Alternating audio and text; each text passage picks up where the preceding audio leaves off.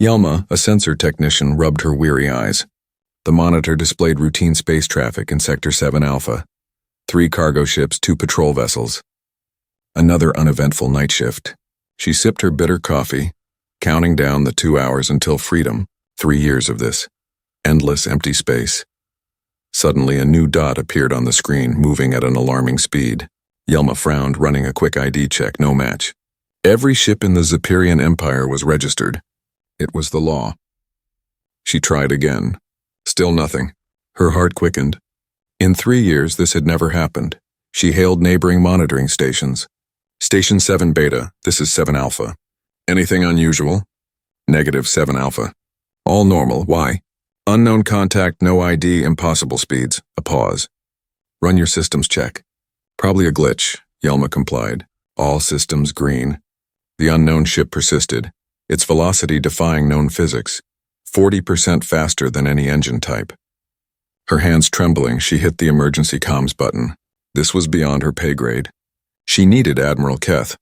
Admiral Keth's annoyed face appeared on her screen. This better be important, technician.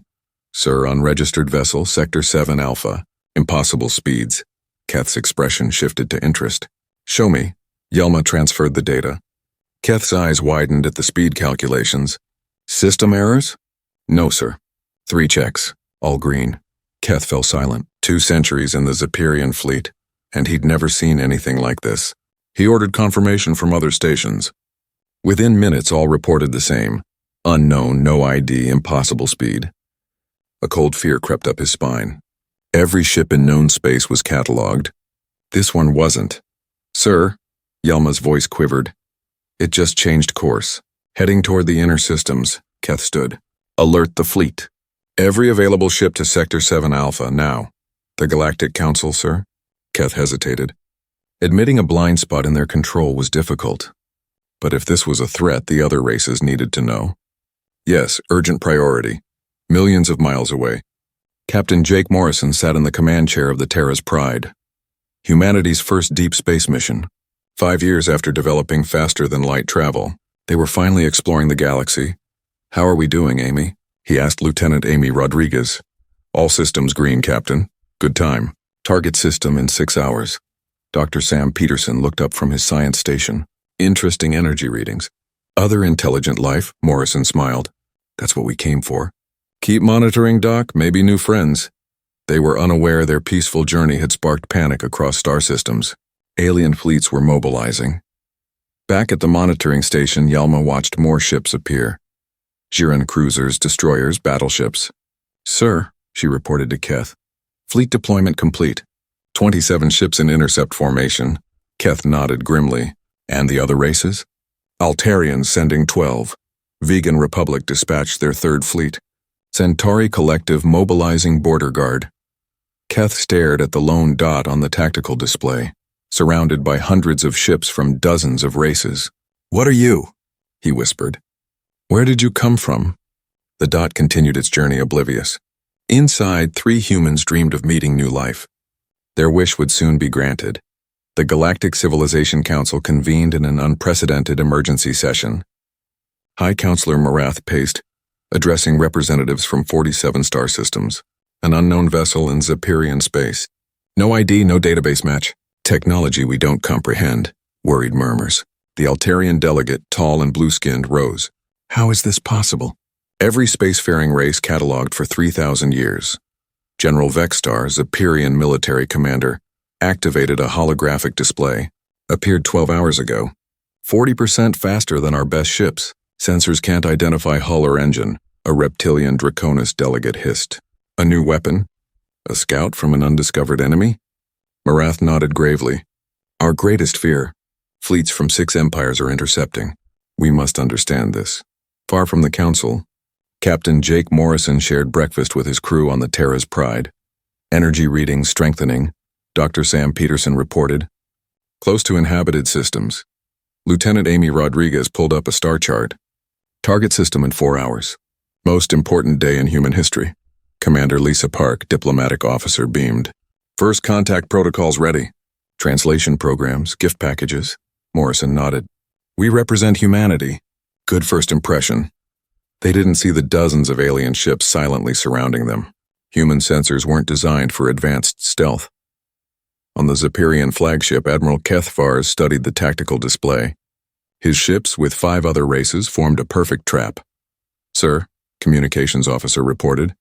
"Vessel slowing down. Appears to be scanning the nearby star system." Kethvars's stomach tightened. "Scanning for what? Military installations? Weak points?" "Unknown, sir. Pattern doesn't match reconnaissance." Kethvars made his decision. "All ships intercept positions. Full shields, charge weapons. Do not fire unless fired upon, but be ready." Captain Morrison looked out the window as Lieutenant Rodriguez called out, "Captain, multiple ships approaching. All directions!" Morrison rushed to the bridge. "How many?" "At least 30, sir. Maybe more. Advanced stealth interfering with sensors." Dr. Peterson looked up. "Captain, these ships are massive, much larger than ours. Energy signatures completely different." Commander Park's heart pounded with excitement and fear. "First contact, Captain." "Protocol." Morrison sat in his command chair. "Open a communication channel, all frequencies. Let's introduce ourselves." The message broadcast across space in dozens of languages and mathematical formulas. "This is Captain Jake Morrison of the Earth vessel Terra's Pride. We come in peace from the planet Earth. We seek friendship and knowledge. Please respond." On the Zepyrian flagship, the communications officer looked confused. "Sir, message from the unknown vessel. Language not in our database." "Play it," Kethvars ordered. Jake Morrison's voice, speaking English, filled the bridge. None of the aliens understood the words, but the calm, friendly tone was clear. "Universal translator," the Admiral commanded. Moments later, the translated message played. Kethvars's eyes widened. "Earth, not in our star charts. And first contact?" The communications officer worked frantically. "Sir, cross-referencing Earth with all databases. No matches. This planet doesn't exist in our records." General Vexar's voice came through. "Admiral, are you hearing this? They claim an unknown world. A trick?" Kethvars considered. "Truth or an elaborate attack?" "All ships maintain position," he ordered. "Unknown vessel, this is Admiral Kethvars of the Zepyrian Empire. You have entered regulated space without authorization. Prepare for boarding and inspection." On Terra's Pride, Commander Park listened to the translation. Her excitement surged. "Captain, they're responding. We've made contact with an alien empire." Morrison smiled. "Open the channel. Tell them we're happy to meet them. And we want peaceful relations." But as more alien ships decloaked, Dr. Peterson noticed something troubling. "Captain," he said quietly, "all these ships have their weapons powered up. I don't think they're as happy to see us." Morrison's smile faded. Humanity's greatest adventure was turning dangerous. The alien fleets closed in. Boarding shuttles approached the Terra's Pride. Captain Jake Morrison watched the alien craft attached to his ship. "Remember," he told his crew, "we're ambassadors for Earth. Stay calm." Commander Lisa Park clutched her diplomatic files. "I've prepared peaceful greeting ceremonies." Dr. Sam Peterson still studied his sensors. "Captain, these beings are technologically advanced beyond anything we imagined. Some ships are 2 miles long." The airlock hissed open. The first alien stepped aboard, tall, thin, gray-skinned, in a clean military uniform. "I am Admiral Kethvars of the Zepyrian Empire," he said through a translator. "You will come with us for processing and interrogation." Commander Park stepped forward. "Greetings, Admiral." "Commander Lisa Park, diplomatic representative of Earth. We request diplomatic immunity under first contact protocols." Kethvars looked confused. "First contact protocols? All civilizations follow established procedures. You violated them." "We don't know about any procedures," Captain Morrison said honestly. "First time leaving our solar system. Didn't know there were rules," the alien soldiers whispered, shock and disbelief on their faces.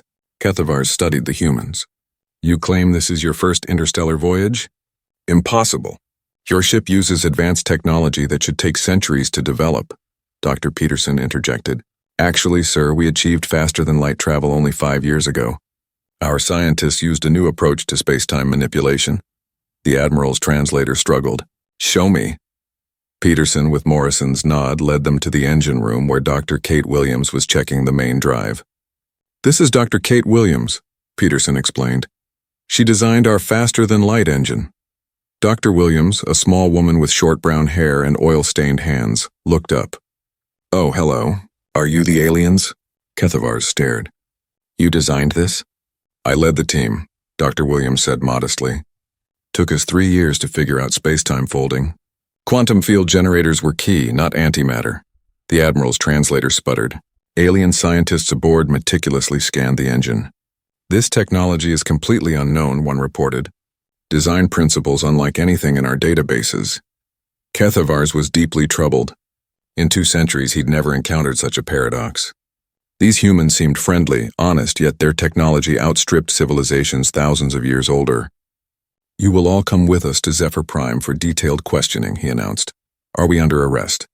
Captain Morrison asked. Persons of interest, the Admiral replied carefully. The journey to Zephyr Prime took 2 days. Humans remained on their ship, under constant guard. Dr. Williams was taken to a separate vessel for intense questioning. Interrogator Prime Zeln was the Empire's best, but Dr. Williams wasn't reluctant. She answered honestly, even offering explanations. Your species developed faster than light travel in 5 years? Zeln asked for the 3rd time. Yes, Dr. Williams patiently replied. Once we understood the principles, the engineering was straightforward. Good computers, smart people. But our models predict at least 200 years for a new spacefaring race. Dr. Williams shrugged. Maybe we just thought about it differently. Fresh perspectives help.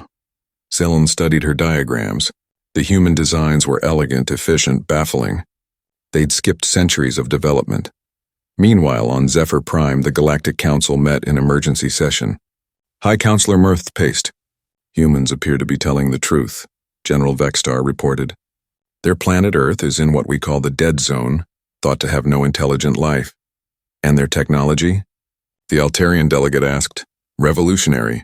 Propulsion 30% more efficient than ours. Superior energy management, a worried silence. The Draconis representative spoke. A young race with advanced, incomprehensible technology. What does this mean for galactic power? Mirth stopped pacing. Everything has changed. For 3,000 years, the Imperial Empire controlled through technology and military. If humans can develop superior tech in 5 years, what about 10? Or 50? The implications were terrifying. Established powers relied on the current balance. Humans with their innovation could dominate. Recommendations? Asked the Council. General Vextar's expression was grim. 3 options. Control them through treaties. Learn from them and improve our own technology. He left the 3rd, unspoken option hanging. Eliminate the human threat. On Terra's Pride, Captain Morrison tried to contact Earth, but Zephyrian ships jammed all communications. They were trapped. On Earth, Admiral Grace Thompson stood in the Global Space Defense headquarters. Red warning lights flashed. How long since contact with Terra's Pride? 8 hours, Admiral. Last transmission mentioned other ships. President Kevin Collins entered, worried. Grace, situation? Sir, we must assume trouble. They should have checked in. Dr. Ryan Foster, director of Earth Space Defense Initiative, pulled up a holographic display of their solar system, monitoring deep space comms. Lots of chatter from Jake's direction. Urgent discussions among alien civilizations. Collins's stomach dropped. Hostile situation? Unknown, sir, but I recommend immediate help. Thompson nodded. Agreed, 12 ships ready. Fleet in space within 6 hours. The president looked at the tactical display of Earth's small but advanced fleet. Each ship shared Terra's Pride's revolutionary technology. Do it, he ordered. Bring our people home. 6 hours later, the human fleet launched. Commander Nicole Davis stood on the bridge of the flagship Liberty's Dawn as 11 other vessels formed around her. All ships report ready for jump, her navigation officer announced. Take us out, Commander Davis ordered. The 12 human ships vanished in brilliant flashes, traveling faster than any alien civilization thought possible. 3 days later, the human fleet appeared at the edge of Zephyrian space. Detected immediately. Sensor technician Yelma stared in disbelief. 12 ships, same unknown technology, impossible speeds. Admiral Kethavars arrived within minutes. His face went pale. They came back, he whispered. And they brought friends. The human fleet moved in perfect formation toward Zephyr Prime. Smaller than alien battleships, but they moved with precision and grace, impressing even their enemies. Commander Davis opened a communication channel to all alien forces. This is Admiral Grace Thompson of the United Earth Defense Force. We demand immediate release of our diplomatic mission and safe passage for all human personnel. Message was recorded by Admiral Thompson back on Earth, a fact the aliens didn't know. Kethvars received the message. How did they get here so fast? Should have taken weeks to organize. His intelligence officer was confused. Sir, analysis shows humans achieved FTL travel only 5 years ago. How can they field such an organized military response? The terrifying answer: humans were exceptional at crisis response. When one of their own was in danger, they acted swiftly and effectively. On Zephyr Prime, High Counselor Mirth held another emergency meeting, now filled with panic. 12 ships in our space, General Vexar reported, demanding human prisoner release. How many ships do we have? The Altarian delegate asked. Over 200 from 6 empires, but these human ships demonstrate capabilities we didn't know existed. Vexar activated a holographic display. Watch this, he said, replaying sensor recordings. A human ship vanished, reappearing behind 3 Zephyrian cruisers. Then another jump opposite side of the formation. They can make precision jumps in normal space, Vexar explained. Our ships can only jump between star systems, not in combat. The council members were horrified. Teleporting ships in battle rendered traditional tactics useless. Commander Davis was indeed demonstrating her fleet's capabilities without firing a shot. Each precision jump carefully avoided aggression, showcasing human ship power. Sir, her tactical officer reported, alien fleets repositioning, trying a tighter formation. Let them, Commander Davis replied calmly. We're not here to fight. We're here to get our people back. She opened the channel. Alien vessels. No desire for conflict. Release our crew, we leave peacefully. Continue to hold them, and we will demonstrate more of our capabilities. On Terra's Pride, Captain Morrison and crew watched through the viewports. Human ships danced through space, easily avoiding alien interceptors. Our cavalry has arrived, Lieutenant Amy Rodriguez said with relief. Dr. Sam Peterson studied the tactical display the aliens had left active. Look at this. Our ships are completely outmaneuvering them. The aliens can't touch us. Commander Lisa Park smiled. Earth didn't just send a rescue mission. They sent a message. The message was clear. Humanity might be new to space, but they were not helpless. Their technology was superior, their tactics effective, and they would protect their own. Admiral Kethvars stood on his bridge, watching human ships move through his fleet like ghosts. For the first time in 200 years, he felt utterly outmatched. Sir, his communications officer said quietly, High Command is asking for recommendations. Kethvars looked at the tactical display again. The human fleet could have destroyed his ships at any time, but chose not to. Restraint, discipline, even with superior power. Tell High Command, he said slowly, that we should give them what they want. The Great Council chamber on Zephyr Prime was silent. High Counselor Mirth had no idea what to say.